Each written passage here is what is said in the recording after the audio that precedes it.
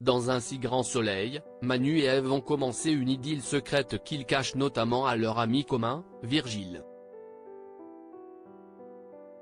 Alors que ce dernier était retombé sous le charme de la professeure, comment va-t-il vivre la découverte de cette relation? Voici plusieurs jours que Manu, Moïse Santamaria, et Ève, Emma Colberti, ont succombé à leur attirance mutuelle dans un si grand soleil sur France 2. Vont-ils pour autant devenir un vrai couple?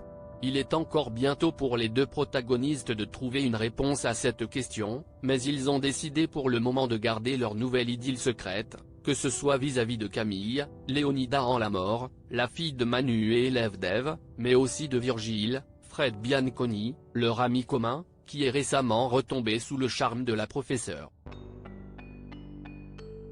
Manu et Ève cachent leur relation à Virgile dans un si grand soleil. Dans les épisodes d'Un si grand soleil de ce lundi 20 et ce mardi 21 décembre, Manu explique à Ève qu'il préfère attendre un peu avant de révéler leur relation à Camille. Il souhaite d'abord régler ses problèmes avec sa fille et apaiser leur rapport. Quand Virgile manque de surprendre Manu chez Ève, elle indique aux policiers qu'elle aussi souhaite laisser passer un peu de temps avant qu'ils n'officialisent vis-à-vis de leur ami commun. Manu n'est pas très à l'aise avec cette idée mais accepte.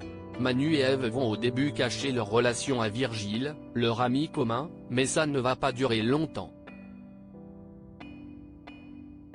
Ça les agace tous les deux, ils ont rapidement envie de lui dire pour ne pas être cachés ni vivre dans le mensonge, nous a expliqué Emma Colberti. Comment Virgile va-t-il découvrir la relation entre Ève et Manu? Attention spoilé. Un jour, Virgile va taper à la porte de l'appartement d'Ève parce qu'elle est en retard pour un rendez-vous professionnel pour le camping.